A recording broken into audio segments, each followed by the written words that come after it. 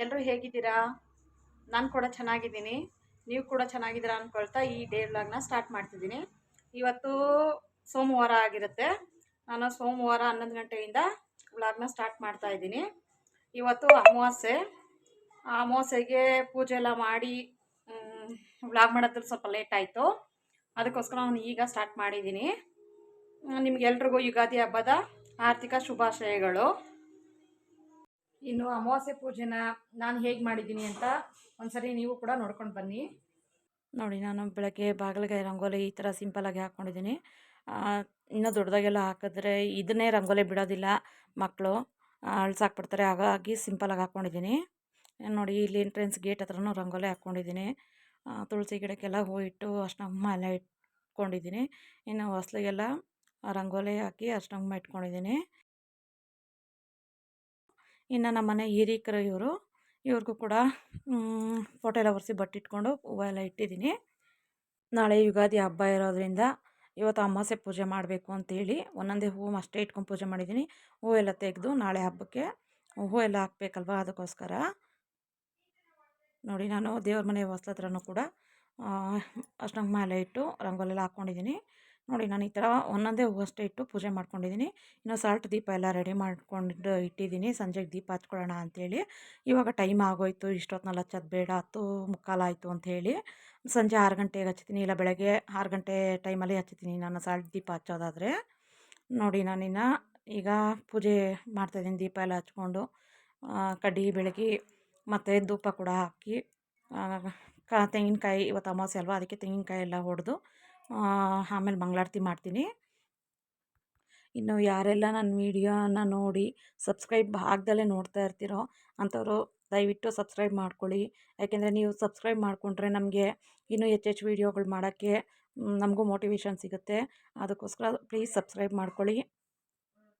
ನಿಮಗೆಲ್ಲ ಇನ್ನೂ ಯಾವ ಥರ ವೀಡಿಯೋಗಳನ್ನ ನೋಡಬೇಕು ಅನಿಸುತ್ತೆ ನನ್ನ ಬ್ಲಾಗಲ್ಲಿ, ಅದನ್ನು ಕಮೆಂಟಲ್ಲಿ ನನಗೆ ಹೇಳಿ. ನಾನು ಆದಷ್ಟು ಆ ಥರ ವೀಡಿಯೋಗಳನ್ನ ಮಾಡೋದಕ್ಕೆ ಟ್ರೈ ಮಾಡ್ತೀನಿ.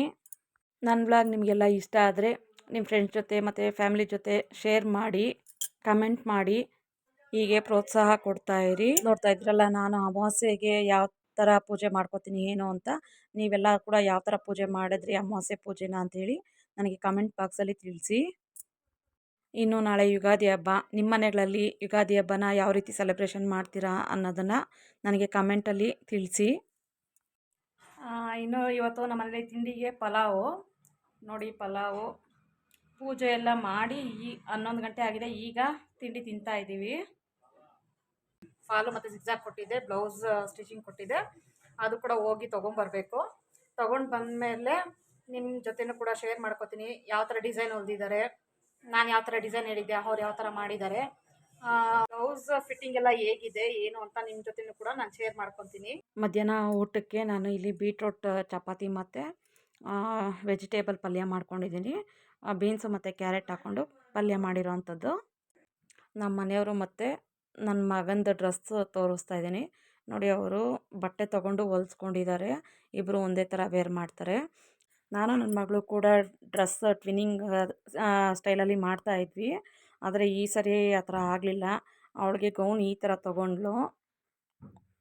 ನನಗೆ ಬ್ಲ್ಯಾಕ್ ಹಬ್ಬಗಳಲ್ಲಿ ಬ್ಲ್ಯಾಕ್ ಹಾಕೋದಕ್ಕೆ ಇಷ್ಟ ಆಗಲಿಲ್ಲ, ಅದಕ್ಕೋಸ್ಕರ ನಾನು ಬ್ಲ್ಯಾಕ್ ತೊಗೊಳ್ಳಿಲ್ಲ. ಇದು ಕಲರ್ ಬಂದು ಬ್ಲ್ಯಾಕ್ ಆ್ಯಂಡ್ ವೈಟಲ್ಲಿದೆ. ಇದು ನನ್ನ ಮಗಳದ್ದು ಡ್ರೆಸ್ಸು. ಗೌನ್ ಅಂತೂ ತುಂಬಾ ಚೆನ್ನಾಗಿದೆ. ಇದು ಆರ್ಗ್ಯಾನ್ಸ ಮೆಟೀರಿಯಲ್ಲು, ಅದರಲ್ಲಿ ಪ್ರಿಂಟ್ ಬಂದಿದೆ. ಈ ಡ್ರೆಸ್ ಅಂತೂ ನಂಗೆ ತುಂಬಾ ಇಷ್ಟ ಆಯಿತು. ಇನ್ನು ನಾನು ಹಬ್ಬಕ್ಕೆ ಅಂತೇಳಿ ಈ ಸೀರೆನ ತೊಗೊಂಡಿದ್ದೀನಿ. ಇದು ಮೈಸೂರು ಸಿಲ್ಕ್ ಕ್ರೇಪ್ ಸೀರೆ. ನನ್ನ ಹತ್ರ ಒಂದು ಮೈಸೂರು ಸಿಲ್ಕಲ್ಲಿ ಸೀರೆ ಒಂದು ಇರಲಿಲ್ಲ, ಹಾಗಾಗಿ ಈ ಸರಿ ಮೈಸೂರು ಸಿಲ್ಕೇ ಬೇಕು ಅಂತೇಳಿ ತೊಗೊಂಡಿರೋ ಅಂಥದ್ದು. ಇದು ಮೇಲುಗಡೆ ಚಿಕ್ಕ ಬಾರ್ಡ್ರ್ ಇದೆ.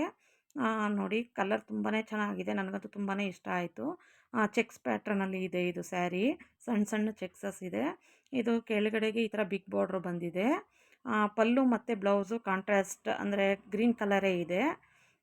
ಸೀರೆ ಅಂತೂ ಸಾಫ್ಟಾಗಿದೆ, ತುಂಬ ಚೆನ್ನಾಗಿದೆ. ನೋಡಿ, ಪಲ್ಲು ನೋಡ್ತಾ ಇದ್ದೀರಾ, ನೋಡಿ ಎಷ್ಟು ಚೆನ್ನಾಗಿದೆ. ಪಲ್ಲು ಕಲರ್ ಕೂಡ ತುಂಬ ಚೆನ್ನಾಗಿದೆ. ಪಲ್ಲುನಲ್ಲಿ ಈ ಥರ ಲೈನ್ಸ್ ಬಂದಿದೆ ನೋಡಿ. ನಾನು ಹಬ್ಬಕ್ಕೆ ವೇರ್ ಮಾಡೋಣ ಅಂತಲೇ ಈ ಸೀರೆನ ತೊಗೊಂಡೆ, ಆದರೆ ಬ್ಲೌಸ್ ಸ್ಟಿಚಿಂಗ್ ಕೊಡೋದನ್ನೇ ಮರೆತುಬಿಟ್ಟೆ. ಯಾಕೆಂದರೆ ನಾನು ಚಿಕ್ಕಪೇಟೆಗೆ ಹೋಗಿ ಶಾಪಿಂಗ್ ಮಾಡ್ಕೊಂಡು ಬಂದಮೇಲೆ ನನ್ನ ತಂಗಿ ಮಕ್ಕಳು ಎಲ್ಲ ಬಂದರು. ಮತ್ತು ಅವರು ಊರಿಗೆಲ್ಲ ಹೋದ್ರು. ಆದರೆ ನಾನದು ಸೀರೆ ಕಡೆ ಗಮನನೇ ಕೊಡಲಿಲ್ಲ. ಬ್ಲೌಸ್ ಸ್ಟಿಚಿಂಗ್ ಕೊಡಬೇಕು ಅನ್ನೋದನ್ನೇ ಮರ್ತುಬಿಟ್ಟಿದ್ದೆ. ಹಾಗಾಗಿ ಈ ಸೀರೆನ ನಾನು ಇವತ್ತು ವೇರ್ ಮಾಡ್ತಾ ಇಲ್ಲ, ಅಂದರೆ ಹಬ್ಬಕ್ಕೆ ವೇರ್ ಮಾಡ್ತಾ ಇಲ್ಲ. ನಾನು ಮೊದಲೇ ಸ್ಟಿಚಿಂಗ್ ಕೊಟ್ಟಿದ್ನಲ್ಲ 3 ಸ್ಯಾರೀಸ್, ಅದರಲ್ಲಿ ಯಾವ್ದಾದ್ರು ಒಂದು ವೇರ್ ಮಾಡೋಣ ಅಂದ್ಕೊಂಡಿದ್ದೀನಿ. ಇನ್ನು ಬ್ಲೌಸು ಸ್ಟಿಚಿಂಗ್ ಕೊಟ್ಟಿದ್ನಲ್ಲ ಅದು ತೊಗೊಂಬಂದೆ. ನೋಡಿ ಅವರು ಸ್ಯಾರಿ ಮಾತ್ರ ಕೊಟ್ಟಿದ್ದಾರೆ, ಬ್ಲೌಸ್ಗಳು ಒಂದೇ ಒಂದು ಕೊಟ್ಟಿದ್ದಾರೆ ಅಷ್ಟೇ. 3 ಸ್ಯಾರಿನಲ್ಲಿ ಒಂದು ಬ್ಲೌಸ್ ಮಾತ್ರ ಸ್ಟಿಚ್ ಮಾಡಿದ್ದೀನಿ. ಮಿಷಿನ್ ಪ್ರಾಬ್ಲಮ್ ಆಯಿತು ಅಂತ ಹೇಳಿದ್ರು. ಇನ್ನೇನು ಮಾಡೋದು ಅಂತ ನಾನು ಕೂಡ ಸುಮ್ಮನೆ ಆದೆ. ಅದರಲ್ಲಿ ಪಿಂಕ್ ಸೀರೆದೊಂದು ಮಾತ್ರ ಬ್ಲೌಸ್ ಕೊಟ್ಟಿದ್ದಾರೆ. ನಮ್ಮನೆಯವ್ರ ಡ್ರೆಸ್ಗೆ ಮ್ಯಾಚ್ ಆಗ್ತಿತ್ತು. ಗ್ರೀನ್ ಸೀರೆದಾದರೂ ಅವ್ರು ಬ್ಲೌಸ್ ಕೊಟ್ಟಿದ್ದಿದ್ರೆ, ಆದರೆ ಕೊಟ್ಟಿಲ್ಲ. ಏನು ಮಾಡೋದು, ಪಿಂಕ್ ಸ್ಯಾರಿನೇ ವೇರ್ ಮಾಡ್ತೀನಿ ಹಬ್ಬಕ್ಕೆ. ಇನ್ನು ಯಾರಿಗೆಲ್ಲ ಈ ವಿಡಿಯೋ ಇಷ್ಟ ಆಗಿದೆ ಅವರೆಲ್ಲ ಲೈಕ್ ಮಾಡಿ, ಶೇರ್ ಮಾಡಿ, ಕಮೆಂಟ್ ಮಾಡಿ, ಹಾಗೆ ಸಬ್ಸ್ಕ್ರೈಬ್ ಮಾಡ್ಕೊಳ್ಳೋದನ್ನು ಮರಿಬೇಡಿ. ಇದು ನೋಡಿ ಬ್ಲೌಸು ಈ ಥರ ಹೊಲ್ದಿದ್ದಾರೆ, ಬೇರೆ ಯಾವ ಥರನೂ ಡಿಸೈನೇ ಮಾಡಿಲ್ಲ ಅವರು. ಸ್ಲೀವಿಗೆ ಮಾತ್ರ ಬಫ್ ಥರ ಇಟ್ಟಿದ್ದಾರೆ ನೋಡಿ. ಫಿನಿಶಿಂಗ್ ಎಲ್ಲ ಪರವಾಗಿಲ್ಲ, ಚೆನ್ನಾಗೇ ಇದೆ. ನಾನು ಇವ್ರ ಹತ್ರ ಫಸ್ಟ್ ಟೈಮ್ ಕೊಟ್ಟಿದ್ದಿದ್ದು. ಫಿನಿಶಿಂಗ್ ಎಲ್ಲ ಚೆನ್ನಾಗಿ ಮಾಡಿದ್ದಾರೆ. ಫಿಟ್ಟಿಂಗ್ ಕೂಡ ಚೆನ್ನಾಗಾಗುತ್ತೆ ಅಂದ್ಕೊಂಡಿದ್ದೀನಿ. ಇನ್ನು ಇವತ್ತಿನ ಈ ವ್ಲಾಗ್ನ ನಾನು ಇಲ್ಲಿಗೆ ಎಂಡ್ ಮಾಡ್ತಾಯಿದ್ದೀನಿ. ಮತ್ತೆ ನಿಮಗೆ ನೆಕ್ಸ್ಟ್ ವ್ಲಾಗಲ್ಲಿ ಸಿಗ್ತೀನಿ. Thank you for watching. Bye.